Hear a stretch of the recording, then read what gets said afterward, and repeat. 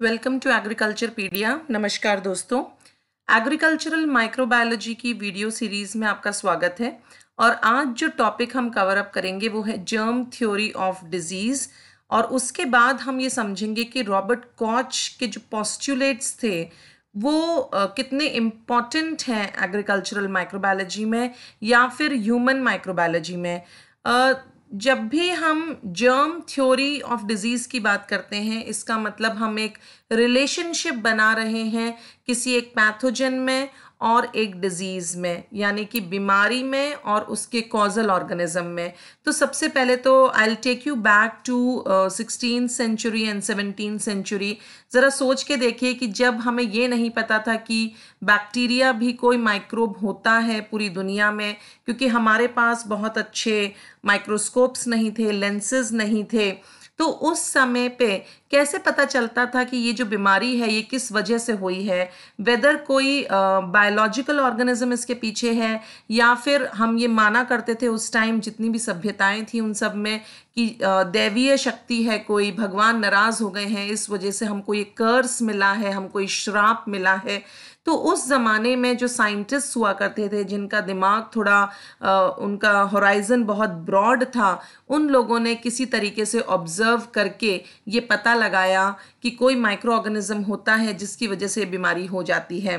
तो बैक्टीरियाज जो होते हैं उनका किस तरह से रिलेशनशिप बना डिजीज़ के साथ, वो हम आज इस वीडियो में पढ़ेंगे।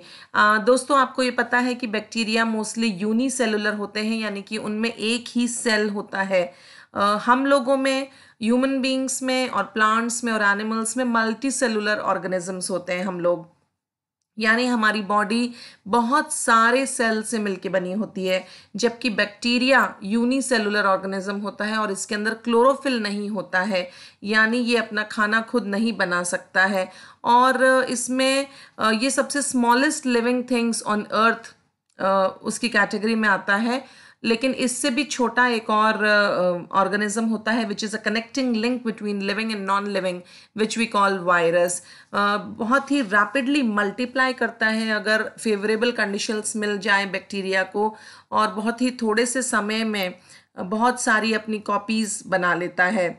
तो एक डच मर्चेंट हुआ करते थे और एमेच्योर साइंटिस्ट थे, उनका नाम था एंटोन वॉन ल्यूवेनॉक। देखिए, जब हम पुरानी शताब्दियों की बात करते हैं ना, तो उस समय जितने भी साइंटिस्ट थे, या तो उनका बैकग्राउंड मर्चेंट था, बिकॉज साइंस करने के लिए आपको पैसा चाहिए, या वो प्रीस्ट हुआ करते थे, तो वो लोगों को कन्विंस कर सकते थे किसी भी चीज़ को मानने के लिए। तो इसी तरह से एक एंटोन वॉन ल्यूवेनहॉक नाम के एक एमेच्योर साइंटिस्ट थे। He was the first one two observe bacteria, और दूसरे माइक्रो ऑर्गेनिजम्स भी इन्होंने ऑब्जर्व किए using single lens microscope of his own design. तो ये अपना खुद का माइक्रोस्कोप डिज़ाइन करते थे और इन्होंने डिस्क्राइब किया बैक्टीरिया को, और अदर माइक्रो ऑर्गेनिजम्स को नाम दिया इन्होंने एनिमक्यूल्स, यानी ये एनिमल जैसे लगते थे लेकिन छोटे छोटे से थे। तो इन्होंने माइक्रोस्कोप में यही देखा होगा कि कोई छोटे छोटे पार्टिकल्स हैं और वो इधर उधर भाग रहे हैं। और ये कहाँ पे प्रकाशित हुआ, ये जो इनकी डिस्कवरी थी, this was published in a series of letters to the Royal Society of London between 1674 and 1723। दोस्तों, क्लासिफिकेशन की बात करें तो बैक्टीरिया कम अंडर प्रोकैरियोट्स और यूकैरियोट्स का डिफरेंस मैं अपने पुराने वीडियोस में अच्छे से समझा चुकी हूँ, please go and check them out. बाकी यहाँ अगर हम ओवरव्यू समझना चाहें तो प्रोकैरियोट्स जो होते हैं उनमें प्रिमिटिव न्यूक्लियस होती है, उसके अंदर double membrane bound organelles like mitochondria, endoplasmic reticulum, Golgi bodies, ये सब नहीं होती हैं। तो prokaryotes they belong to kingdom Monera, और बहुत सारे साइंटिस्ट इसको भी, बैक्टीरिया को भी दो में स्प्लिट कर देते हैं, दो किंगडम्स में, और उन्होंने नाम दिए हैं you bacteria and Archie bacteria. You मतलब होता है ट्रू, तो ट्रू बैक्टीरिया मतलब जो अभी आप जितने भी बैक्टीरिया के नाम आज के ज़माने में जानते हैं, जो कि एरोबिक इन नेचर होते हैं, यानी कि वो ऑक्सीजन की प्रेजेंस में सांस ले सकते हैं। दूसरा किंगडम जो साइंटिस्ट ने बैक्टीरिया का बनाया वो था आर्की बैक्टीरिया। आर्की वर्ड जो है, आर्की मतलब होता है पुरातत्व, जैसे आर्कियोलॉजिकल सर्वे ऑफ इंडिया यानी पुरातत्व विभाग। तो इसके अंदर आप बहुत ही पुरानी चीज़ों को स्टडी करते हैं। तो अगर बैक्टीरिया से भी कोई पुराना बैक्टीरिया है, जो आज के बैक्टीरिया से पुराना बैक्टीरिया है, that will come under Archie bacteria. और ये जो आर्की बैक्टीरिया हैं ये होते हैं मिथेनोबैसिलस या बहुत सारे एनएरोब्स जो कि ऑक्सीजन की प्रेजेंस में मर जाते हैं।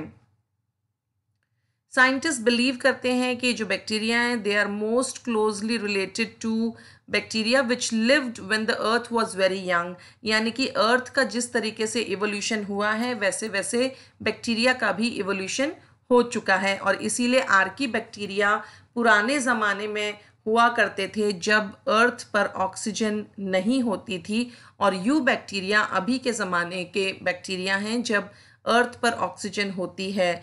और दोस्तों बैक्टीरिया ऐसे माइक्रो ऑर्गेनिजम्स हैं, they are found everywhere, they are present in water, soil and even air.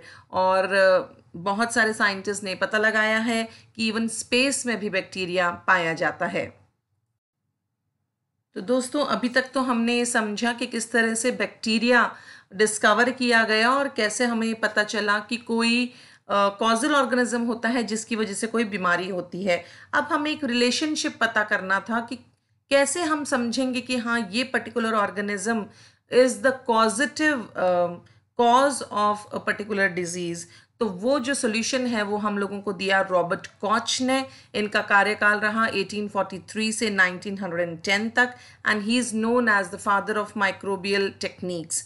तो रॉबर्ट कॉच का जन्म हुआ था जर्मनी में। He was a German physician और इनके बहुत ही सिग्निफिकेंट कॉन्ट्रीब्यूशंस रहे हैं in the field of microbiology. और इन्होंने ऐसी ऐसी टेक्निक्स इजाद की जिसकी वजह से माइक्रोबायोलॉजी आज अपने इस मुकाम पर पहुंच पाई है। इन्होंने इंट्रोड्यूस किया एनालिन डाइज को फॉर स्टेनिंग बैक्टीरिया। तो आज जो आप बैक्टीरिया माइक्रोबायोलॉजी की लैब में देख पाते हैं, तो सबसे पहले शुरुआत इन्होंने ही की थी। इन्होंने एनालिन डाइज बनाई थी। इन्होंने अगर अगर को यूज़ किया, जिलेटिन को यूज़ किया to prepare solid culture media. इन्होंने स्ट्रेस किया कि एक प्योर कल्चर की नीड होती है to study microbes in detail. और इन्होंने कंफर्म की germ theory of disease, and he laid down the foundation of Koch's postulates to test the pathogenicity of causative agents. जितने भी लोग ह्यूमन माइक्रोबायोलॉजी में काम करते हैं या एग्रीकल्चरल माइक्रोबायोलॉजी में काम करते हैं, उन्हें इसकी महत्ता पता है कि कॉट्स पोस्टुलेट्स कितने इंपॉर्टेंट होते हैं, बिकॉज यही वो 4 डिफरेंट पोस्टुलेट्स हैं जिन पर टेस्ट करके हम ये कह सकते हैं कि ये particular micro organism is the causative agent of a particular disease.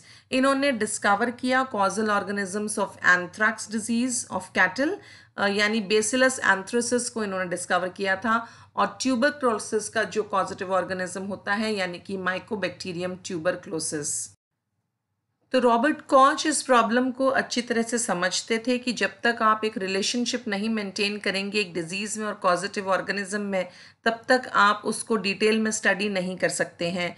तो इसी के लिए उन्होंने he started culturing bacteria on solid fruits and vegetables, जैसे कि स्लाइसेस ऑफ बॉइल्ड पोटैटो। लेकिन उनको बहुत सारे बैक्टीरिया ग्रो करते हुए नहीं दिखाई दिए ऐसे सबस्ट्रेट्स के ऊपर। तो उन्होंने अपना कुछ आइडियाज़ को परसीव किया कि क्या ही ये तरीका बहुत बेटर होगा कि एक वेल ट्राइड लिक्विड मीडियम को मैं सॉलिडिफाई कर दूं, यानी उसको जमा दूं किसी क्लियर सब्सटेंस से, ताकि मैं उसके आर पार देख सकूं। तो इसीलिए कॉच ने 1881 में ट्राई किया gelatin as a solidifying agent, और वो सक्सीड भी हो गए इसमें, और उन्होंने एक सॉलिड कल्चर मीडिया को डेवलप किया। लेकिन जो जिलेटिन है, द फर्स्ट सॉलिडिफाइंग एजेंट जो यूज़ किया गया, वो बहुत ही उसके सीरियस डिसएडवांटेजेस थे of becoming liquid about 28 to 30 degree centigrade. तो जैसे ही तापमान जो है लैबोरेटरी का वो 28 से 30 डिग्री सेंटीग्रेड के ऊपर जाता था, वापस से जिलेटिन लिक्विडिफाई हो जाता था, और इसलिए वो इसको बहुत ज़्यादा टाइम तक यूज़ नहीं कर पाए। हाउएवर दोस्तों, कॉच को एक जर्मन हाउसवाइफ थी, उनका नाम था F.E. हेसे वो अपने जो किचन है उसमें एक्सपेरिमेंट्स करती रहती थी और उन्होंने अगर पाउडर यूज़ किया था in the process of making jellies तो उन्होंने रिकमेंड किया कॉच को कि आप जेलेटिन को अगर से रिप्लेस कर दीजिए 1883-84 में, और उन्होंने कॉच ने बिल्कुल ठीक वैसा ही किया। और अगर अभी भी आज तक माइक्रोबायोलॉजिकल लेबोरेटरीज में सॉलिडिफाइंग एजेंट की तरह यूज़ किया जाता है। तो जो डेवलपमेंट था of solid culture media to grow pure cultures, it was of fundamental importance and it can be considered as one of Koch's greatest contribution. आप ज़रा सोच के देखिए कि आप माइक्रोबायोलॉजी की लैब में काम कर रहे हैं और आपका जो मीडिया है वो सिर्फ लिक्विड फॉर्म में है, तो आप माइक्रोब्स को कैसे देखेंगे या आप किस तरह से आइडेंटिफाई करेंगे कि आपकी कॉलोनी फॉर्मिंग यूनिट कहाँ पे है। जितने भी एक्सपेरिमेंट्स होते हैं ब्लू वाइट कॉलोनीज़ के होते हैं, या आप किसी भी तरह से मास्टर प्लेट पर जब आप आइडेंटिफाई करने की कोशिश करते हैं किसी भी माइक्रोब को, तो वो आप सॉलिडिफाइंग मीडिया पर ही कर पाते हैं। सोचिए उसकी एब्सेंस में माइक्रोबायोलॉजी को कितना सेटबैक लगता। और इसके अलावा सॉलिड कल्चर मीडियम डेवलप करने के अलावा कॉच हमेशा याद रखे जाएंगे एनालिन डाइज के लिए, स्टेन्स के लिए, ताकि हम आज अभी इस करंट एरा में माइक्रोब्स को इंडिविजुअली माइक्रोस्कोप के अंदर देख पाते हैं। तो दोस्तों कॉच ने ये पॉस्टुलेट्स दिए थे working on anthrax which is a disease mainly of animals and kettles. और कॉच ने ये नोटिस किया कि जो भी कैटल्स एंथ्रैक्स डिजीज़ की वजह से मर जा रही थी उन सभी में एक certain rod shaped bacteria blood में पाया जा रहा था, लेकिन वो बैक्टीरिया हेल्दी एनिमल्स में से एब्सेंट था। तो Koch was able to isolate the bacterium in pure culture. और प्योर कल्चर में जब उन्होंने बैक्टीरिया को आइसोलेट कर लिया तो उसके बाद उन्होंने जब हेल्दी काउस को डाला तो उन हेल्दी काउस में भी वो डिजीज़ हो गई थी। तो दोस्तों फिर से एक बार मेमोराइज करते हैं कॉट्स पोस्टुलेट को। It says that a specific microbe must be present in all disease cases. Secondly, it says that microbe must be cultivated outside host in a pure culture. तीसरी बात जो कॉच ने कही वो थी कि when pure culture of microbe is inoculated into healthy host, disease symptoms identical to those of initial host must be reproduced. और lastly उन्होंने कहा कि microbe can be isolated again in pure culture from this experimentally inoculated host. और दोस्तों जैसे एक पहला step उठाने भर की देर होती है कि बाद में आप रेस लड़ लेते हैं या रेस दौड़ लेते हैं, तो वैसे ही जो ये कॉच की सक्सेस थी at identifying anthrax with bacterium bacillus anthracis, तो ये जो जानकारी थी this led both Koch as well as Louis Pasteur to identify the cause of many diseases. तो एक के बाद एक बहुत सारी बीमारियों के कारण पता चल गए, जैसे कि कॉलेरा, ट्यूबरक्लोसिस, प्लेग एसेट्रा। और ये जो काम था ये 1880s के बाद से लेकर के और 1920s तक चला। तो इस दौरान को हम कहते हैं गोल्डन एज ऑफ माइक्रोबायोलॉजी। और यहाँ पे ध्यान देने वाली बात यह है कि बहुत सारे माइक्रोबायोलॉजिस्ट हैं जो आज के एरा को कहते हैं new golden age of microbiology, क्योंकि अभी बहुत सारे लेटेस्ट एडवांस टूल्स आ गए हैं माइक्रोबायोलॉजी में, जैसे कि मॉलिक्यूलर बायोलॉजिकल टेक्निक्स आ गई हैं, पीसीआर आ गया है, मॉलिक्यूलर फाइलोजेनी आ गई है, और जिसने बहुत सारे बंद दरवाजे खोल दिए हैं। और अगर अभी बिल्कुल लेटेस्ट टेक्निक्स की हम बात करें तो अभी मेटाजीनोमिक्स, मेटाबोलोमिक्स, मेटाप्रोटियोमिक्स एंड सो ऑन। तो दोस्तों आज के वीडियो में इतना ही। अगर आपको ये वीडियो पसंद आया हो तो मेरे इस वीडियो को लाइक करें, कमेंट करें, शेयर करें अपने फ्रेंड्स के साथ, और मेरे चैनल को सब्सक्राइब करना ना भूलें। धन्यवाद।